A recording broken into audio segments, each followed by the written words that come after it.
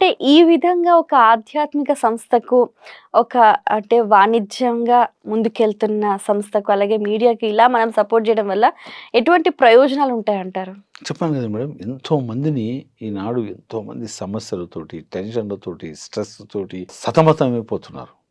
నేను ఎంతోమందిని చూశాను ఈ మధ్యన.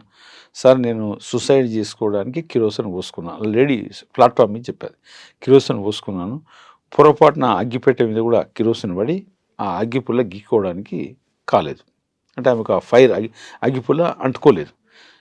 ఈరోజు ఆమెకు ఛాన్స్ లేదు. నేను అనుకున్నది ఈరోజు ఏదో కరెక్ట్ లేదు, మళ్ళీ వారం తర్వాత పోస్ట్పోన్ చేద్దాం సూసైడ్ అని చెప్పి ఆ రోజుకి ఆమె పోస్ట్పోన్ చేసేదంట. ఫ్యాక్ట్ అది, మా ఊరు పక్కనే జరిగింది.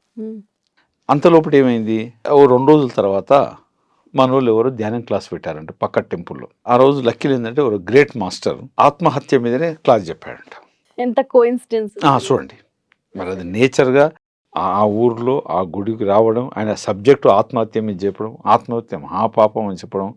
ఆ లేడీ అది తెలుసుకొని ఇక నేను జీవితంలో ఆత్మహత్య చేసుకోను సార్, ఎలా బతకాలో హాయిగా బతుకుతానని ధ్యానం ద్వారా తెలుసుకొని వచ్చారు. అట్లా ఎన్నో ఉన్నాయి పిరమిడ్ మూమెంట్లో.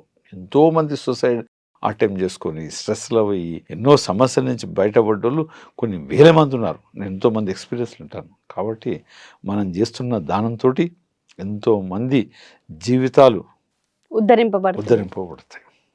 తర్వాత ఇంకెన్నో రకరకాల ఎన్ నెంబర్.